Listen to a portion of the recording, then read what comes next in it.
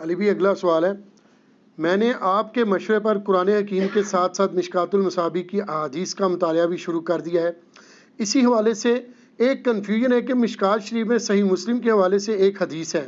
کہ نبی صلی اللہ علیہ وآلہ وسلم رکوع اور سجود میں قرآن پڑھنے سے منع فرمایا،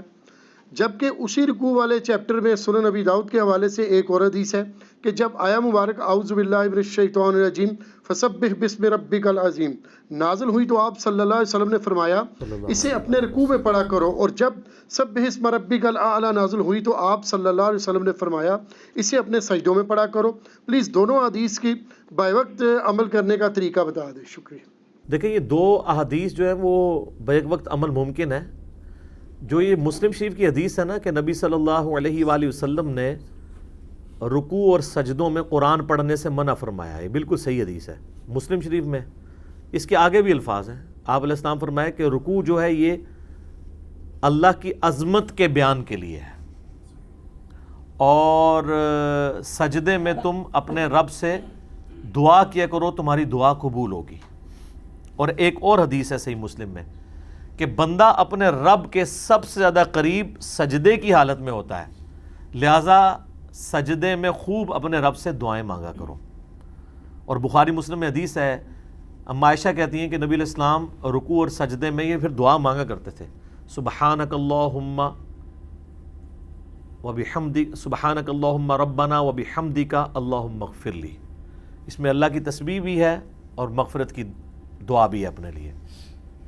اور مسلم شریف میں ایک حدیث ہے کہ نبی علیہ السلام رکوع اور سجدے میں پڑھتے تھے سبوح قدوس رب الملائکۃ والروح۔ اور مسلم شریف میں ایک اور حدیث ہے کہ نبی صلی اللہ علیہ وآلہ وسلم رکوع میں پڑھتے تھے سبحان ربی العظیم، اور سجدے میں پڑھتے تھے سبحان ربی الاعلی۔ اور بیسیکلی یہ جو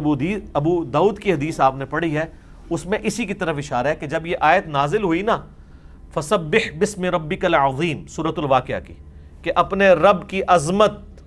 اس کی تسبیح کے ساتھ بیان کرو، اس کے نام کی عظمت بیان کرو، تو نبی صلی اللہ علیہ وسلم نے فرمایا تم اسے اپنے رکوع میں پڑھو۔ مراد یہ نہیں کہ یہ آیت رکوع میں پڑھو، مراد یہ کہ اس آیت میں جو حکم آیا نا اس کے اوپر عمل کرو۔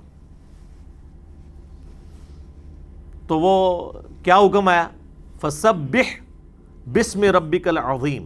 تسبیح بیان کرو اپنے رب کے نام کی جو عظمت والا ہے۔ تو نبی علیہ السلام نے اس کے اگینسٹ پھر وہ طریقہ بھی بتا دیا، وہ کیسے بیان کرنی ہے عظمت، سبحان ربی العظیم، مسلم شریف میں حدیث۔ دوسری تھی جب آیا سبح اسم ربک الاعلی،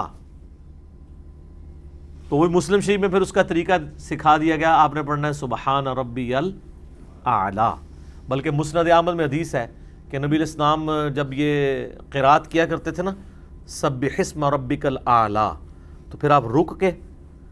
تو پڑھا کرتے تھے سبحان ربی الاعلی، پھر آگے سورت شروع کرتے تھے، یعنی اس پہ ایکٹ کرتے تھے۔ مسلم شریف میں ایک اور حدیث ہے کہ صحابی کہتے ہیں کہ نبی علیہ السلام کے ساتھ میں ایک دفعہ نماز کے لیے کھڑا ہو گیا، رات کی نماز تھی۔ پہلے تو رات کی نماز ہی ہوا کرتی تھی نا، 5 نمازوں کا شیڈیول تو مدینہ شریف میں ہے، رات کی نماز پہلے فرض تھی اس اعتبار سے کہ بھی نماز تو پڑھنی ہوتی تھی نا، قرآن اسی میں لوگ سن کے تو یاد کیا کرتے تھے زبانی۔ تو صحابی کہتے ہیں میں نبی علیہ السلام کے ساتھ کھڑا ہوا تو آپ صلی اللہ علیہ وآلہ وسلم نے جب قرات شروع کی، پہلے سورہ بقرہ مکمل کی، تو کہتے ہیں میں نے کہا کہ اب رکوع میں جائیں گے، پھر آپ نے سورہ نساء شروع کر لی، کہتے ہیں وہ بھی ختم ہوئی۔ تسی کی سمجھ رہے ہو ایک کنی ہڈی ہے سورہ نساء تے سورہ بقرہ، کہتے ہیں تو جب یہ مکمل ہوئی نا تو میں نے کہا کہ اب رکوع میں جائیں گے، پھر آپ نے سورہ ال عمران شروع کر دی۔ اچھا اس سے یہ بھی پتہ چلا کہ ترتیب آپ بدل بھی سکتے ہیں صورتوں کی، کیونکہ ویسے قرآن میں مصحف کی ترتیب میں آل عمران پہلے ہے، 6.5 پارے آلموسٹ آپ نے پڑھ دیے، اس کے بعد آپ رکوع میں گئے۔ وہ صحابی کہتے ہیں کہ جتنا آپ نے قیام کیا تھا نا اتنا ہی رکوع کیا،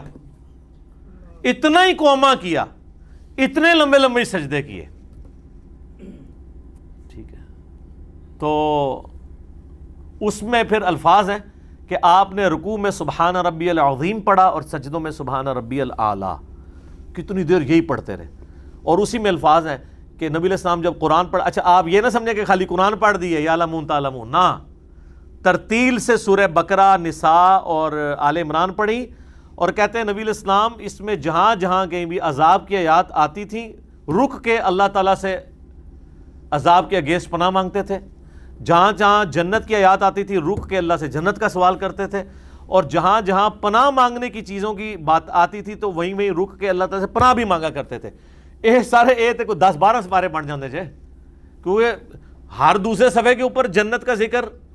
جہنم کے اعتبار سے اللہ کی پناہ مانگنے کا ذکر، یہ تو جناب اگر آپ اس طرح رک رک کے پڑھیں قرآن تو پھر تو آپ جناب یہ سورت بقرہ بھی مکمل کریں تو اس کے لیے بھی پھر آپ کو 5-7 گھنٹے تو چاہیے۔ تو یہ جو مشکاۃ شریف میں ابو داؤد کی حدیث آئی نا کہ نبی علیہ السلام نے کہا کہ اسے اپنے رکوع میں پڑھو، اسے اپنے سجدے میں پڑھو، مراد یہ کہ اس میں جو اللہ نے حکم دیا ہے اس کو ایگزیکیوٹ کرو، کہ عظمت کا بیان پڑھو اور اللہ کے اعلیٰ ہونے کا بیان پڑھو، اور وہ نبی علیہ السلام نے کلمات خود سکھا دیے، سبحان ربی العظیم اور سبحان ربی الاعلیٰ۔ ابو داؤد ترمذی ابن ماجہ میں ایک حدیث یہ ہے کہ نبی علیہ السلام نے فرمایا کہ 3 سے کم دفعہ تسبیحات نہ پڑھو، سبحان ربی العظیم اور سبحان ربی الاعلیٰ۔ اس کی سند کمزور ہے، لیکن اس کو سپورٹیو المصنف ابن ابی شیبہ میں ایک تابعی کا قول موجود ہے کہ 3 سے کم تسبیحات میں نماز نہیں ہوتی، لہٰذا اس کو بھی ایک سپورٹ حاصل ہو جاتی ہے۔ کم از کم 3 تسبیحات، تینوں سبحان ربی العظیم بھی ہو سکتی ہیں، ایک سبحان ربی العظیم ہو جائے، دوسری پڑھ لیں سبحانک اللہم ربنا وبحمدک اللہم اغفر لی، اور تیسری پڑھ لیں سبوح القدوس رب الملائکۃ والروح، تو ٹوٹل یہ بھی 3 تسبیحات ہو جائیں گی۔ اور آپ اس سے زیادہ بھی پڑھ سکتے ہیں، وہ سنن نسائی اور ابو داؤد کے اندر حدیث ہے نا، انس بن مالک کہتے ہیں کہ میں نے رسول اللہ کے بعد صلی اللہ علیہ وآلہ وسلم شاذ و نادر کسی کے پیچھے نماز پڑھی ہے کہ جو بالکل اس طریقے پہ نماز پڑھتا ہو جس پہ نبی علیہ السلام نماز پڑھتے تھے، سوائے عمر بن عبدالعزیز کے۔ وہ کہتے ہیں عمر بن عبدالعزیز کے پیچھے میں نے نماز پڑھی ایسی، اور پھر انس بن مالک کہتے ہیں کہ عمر بن عبدالعزیز جو ہمیں نماز پڑھاتے ہیں نا، نبی علیہ السلام بھی ایسے پڑھاتے تھے۔ ایک صحابی تابعی کے بارے میں کہہ رہا ہے، اور اس میں آگے الفاظ ہیں کہ ہم نبی علیہ السلام کے پیچھے 10 دفعہ تسبیحات شمار کر لیا کرتے تھے رکوع اور سجدوں میں، 10 دفعہ سبحان ربی العظیم۔ یہاں تو جناب تھوڑی سی نماز لمبی ہو جائے تو وہ امام کے اوپر چڑھ دوڑتے ہیں مقتدی، ایسے ہی ہوتا ہے۔ یہ بھی مشہور ہے کہ طاق ہی ہونی چاہیے تسبیحات، ٹھیک ہے، وہ بخاری میں حدیث ہے کہ اللہ طاق ہے، وطر ہے، اور وطر کو پسند کرتا ہے، لیکن جفت بھی ہو سکتا ہے۔ یہاں جنازے میں بھی جھگڑا پڑا ہوتا ہے، صحیح مسلم میں ہے کہ نبی علیہ السلام نے جنازہ پڑھایا اور آپ کے پیچھے 2 صفیں تھی، یہاں ہوتا آج کل کا تو 2 کو توڑ کے 3 بنا لیتے ہیں۔ تو یہ 10 تسبیحات تو ایون ہے، تو ایون تسبیحات بھی ہو سکتی ہیں، حتیٰ کہ بخاری مسلم میں حدیث ہے دونوں میں، انس بن مالک کہتے ہیں کہ نبی علیہ السلام رکوع کے بعد اتنی دیر کھڑے ہوتے کہ ہم سمجھتے کہ آپ سجدے میں جانا بھول گئے، اور 2 سجدوں کے درمیان اتنی دیر بیٹھتے کہ ہم یہ گمان کرتے کہ نبی علیہ السلام دوسرے سجدے میں جانا بھول گئے۔ اور اس سے ایک اور رزلٹ نکلنے والا ہے جو دوسری حدیث ہے بخاری اور مسلم کی، کہ نبی علیہ السلام کا قیام اور تشہد، اس کو چھوڑ کے باقی ساری چیزیں برابر ہوا کرتی تھی، رکوع کے بعد کھڑا ہونا،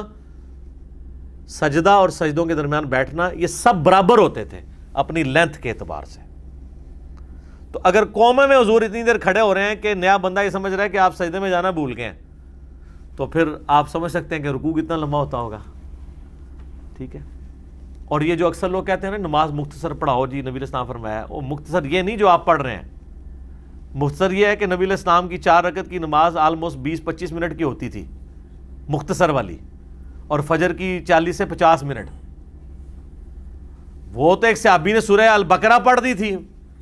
پوری کی پوری عشاء کی، تو آپ نے فرمایا کہ مختصر پڑھاؤ۔ یہ نہیں ہے کہ آپ کسی صحابی نے وہ جو کوئی 30ویں پارے کی سورت پڑھی ہے یا سورہ بقرہ کے 5 رکوع پڑھ دیے تو آپ علیہ السلام نے فرمایا کہ یہ مختصر کرو، نہیں۔ ہاں یہ ضرور ہے صحیح بخاری میں کہ نبی علیہ السلام فرماتے ہیں کہ بعض اوقات میں امامت کر رہا ہوتا ہوں نا، اور مجھے کسی بچے کی رونے کی آواز آتی ہے نا، تو میں اپنی قرات کو مختصر کر کے نماز کو مختصر کر دیتا ہوں کہ اس کی ماں پریشان ہو رہی ہوگی۔ آپ جو نفلی نمازیں ہیں جتنی مرضی لمبی کریں، صحیح مسلم میں حدیث ہے کہ نفلی نمازیں آپ جتنی مرضی لمبی کر کے پڑھو، لیکن فرض نماز مختصر۔ لیکن مختصر یہ نہیں جو آج کل پڑھا رہے ہیں، یقین کریں حنفیوں کی مسجد میں چلے جائیں 5 منٹ میں زور کے وہ 4 فارغ کر دیتے ہیں. ایٹ لیسٹ ظہر کی نماز 15 سے 20 منٹ کی ہونی چاہیے جو مختصر والی ہے, جس میں یہ ساری کوالٹیز ہوں. اب بتائیں نبی علیہ السلام جب یہ کہہ رہے ہیں مختصر نماز پڑھاؤ, تو کیا آپ خود اس پہ عمل نہیں کر رہے تھے؟ تو آپ کے بارے میں صحابہ یہ کہہ رہے ہیں کہ ہم آپ کے پیچھے 10 تسبیحات شمار کرتے تھے اور اتنا لمبا قوما شمار کرتے تھے, تو آپ علیہ السلام کے پیچھے وہ نماز پڑھ رہے ہوتے تھے نا. تو اس کا مطلب ہے آپ کی فرض نماز بھی ایٹ لیسٹ 4 رکعت کی نماز 15-20 منٹ کی ہوتی تھی, اور فجر اور عشاء تو لمبی ہوتی تھی کیونکہ اس میں قرآن زیادہ پڑھا جاتا تھا. یہ والی نمازیں نہیں جو آج کل پڑھ رہے ہیں, جس میں جناب وہ امام کو بھی جلدی ہوتی ہے اور مقتدیوں کو اس سے زیادہ جلدی ہوتی ہے, اور قرآن کی بھی رٹی رٹائی چند صورتیں چند آیات پڑھ کے تو کام فارغ کر دیتے ہیں, کیونکہ نہ پڑھنے والے کو پتا کہ میں کیا پڑھ رہا ہوں, نہ سننے والے کو پتا کہ قرآن میں کیا بیان ہو رہا ہے. ٹھیک ہے جی, جس طرح دے امام اس طرح دے مقتدی, ٹھیک ہے, کام لگے ہے لائی رکھو. ٹھیک ہو گیا. جزاک اللہ.